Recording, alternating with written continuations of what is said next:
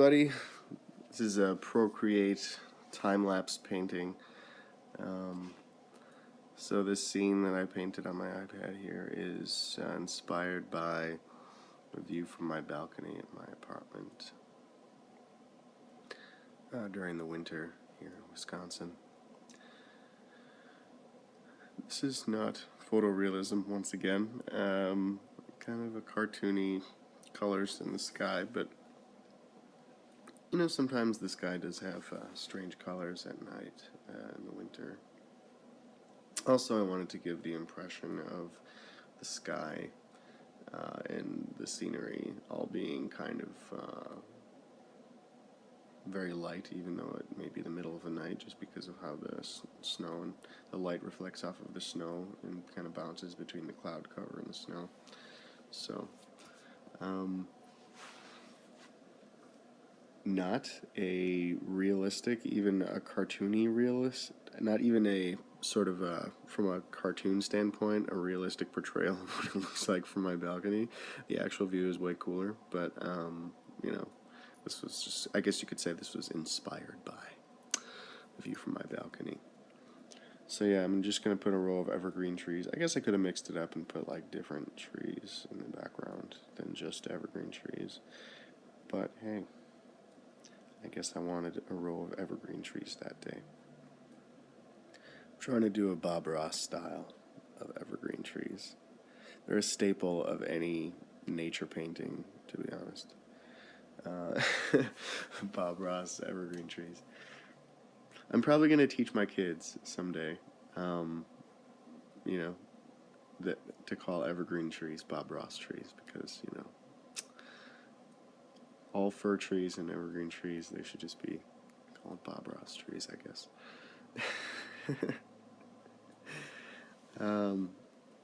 So yeah, for this painting, mostly I used the Nico ruled brush, but there were a few other ones. I guess I think like right here I'm using an oil painting brush.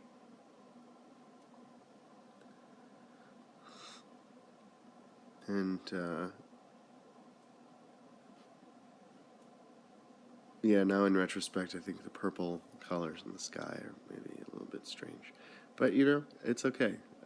This is supposed to be cartoony, so...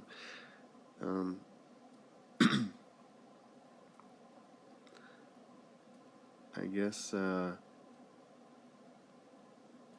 this painting is one of the first paintings that I've done with a human element, not a human element, with a human artifact or a couple human artifacts or things in it that did not turn out looking totally crappy, because normally just like nature scenes are cool, like I can make it seem kind of cool, but as soon as I start making buildings or other things that are made by humans in my paintings, it looks kind of crappy for some reason. So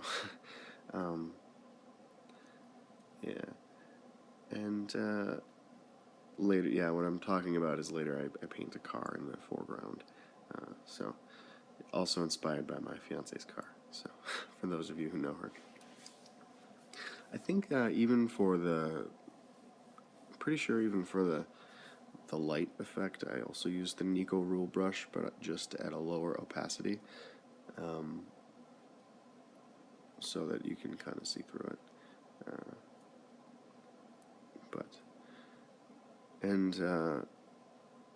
Yeah, man, these evergreen trees, they're so happy.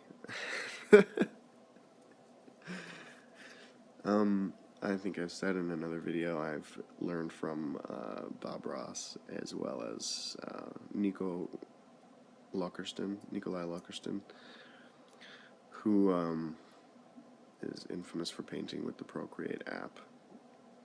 And Bob Ross is infamous for painting with an afro.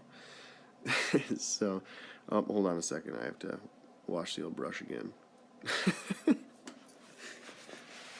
I actually really like how I'm borrowing techniques from both Nico and Bob Ross, because, you know, Bob Ross paints on actual canvas with actual paint, whereas, you know, Nico uses ProCreate, the same app that I use.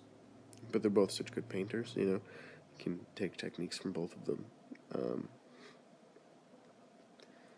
the only thing I've done really successfully in the style of Nico is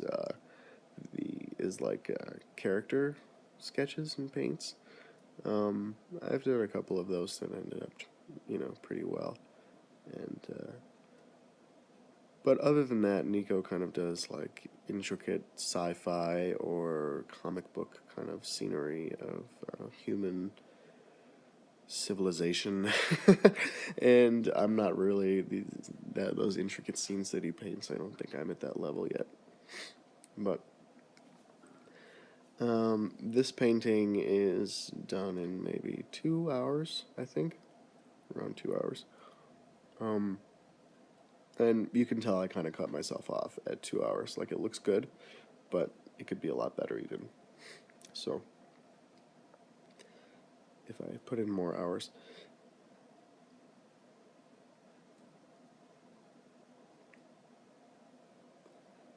Yeah, and I think I always have trouble when I print out my paintings, making them retaining good color, I think it's because my iPad screen is like so bright that it really makes all the colors pop. And then, when I get them printed or print them out myself, they look not as good. But that's how it goes, I guess.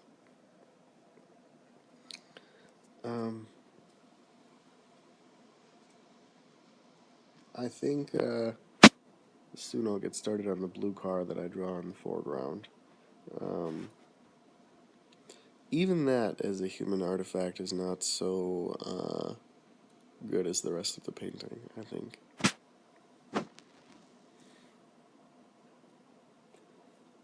And yeah, ProCreate comes with these perspective lines. You can't see them in this video, but you can set up perspective lines for your paintings. And I set them up for this painting just so I could do the car, but then I kind of realized that's really the only thing that needs the perspective that I need the perspective lines for in this painting is the car. And actually, now that I think about it, when I do just natural scenery, it's not until you add human things with the crisp, straight lines that we make everywhere. Except for that, you don't really need perspective lines so much when you're painting natural landscapes.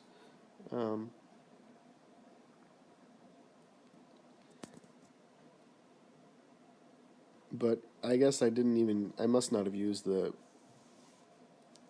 perspective lines correctly, because now that I think about it, I think the car looks a little lopsided,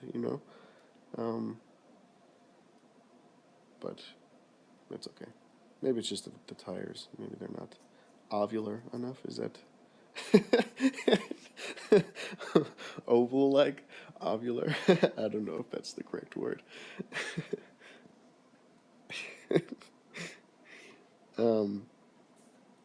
Yeah. I kind of cut myself off after 2 hours, but if I put in more hours, just like any other painting, I think it could end up looking better. It's one thing that you realize as you paint it. You kind of realize the value of your time to the quality of the painting, and that's one thing that's frustrating about Bob Ross and Nikolai Lokersten is you watch these pros paint, and they're like, oh yeah, this took me like an hour or 2 hours or whatever, but it looks so cool, and then you look at what you can do in the same amount of time, that same hour or 2 hours or whatever, and you're like, wow, I suck. But you can't despair. You just have to remember these people have put in a lot of time. Like, I think I saw on Wikipedia, Bob Ross, I think he painted something like 30,000 paintings in his lifetime, and he died in his early 50s too. So yeah, it's about being prolific, I guess. But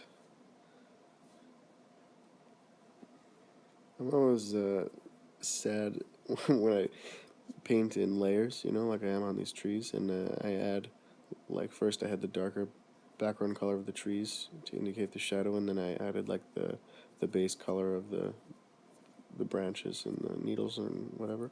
And now I'm adding the snow over it, but then as you add more detail sometimes, like a lot of the detail that you worked on previously in the background of your painting sort of gets covered up, and it's not like a big deal in the end. You know, it looks cool, but sometimes I feel like, you know, what a waste. But you can never tell what you're going to end up adding in the successive layers that you're going to do in a painting, like really. So it always pays, I guess, to just do the detail in the background anyway. But it's kind of a depressing thought that always enters my mind when I'm painting, so. And I think we're getting close to the end of the painting here. I just do sort of a, what would you call it, a culvert or a drainage pipe that goes under the street here on the right. I think that's what I get started on next. And I've started branching out and using more brushes, but yeah, like I said, this one I think was mostly done with the Nico Rule brush, which is not a bad brush. Nico does some pretty amazing things with that brush. Not so much here. Okay, I'll stop. I'll stop with the pity party now.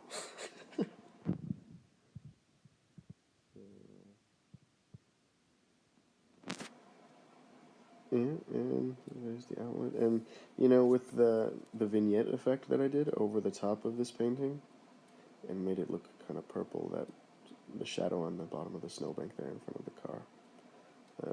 But that's okay. It added to the kind of cartoony effect, and it took away from the purple in the sky. So thanks for watching.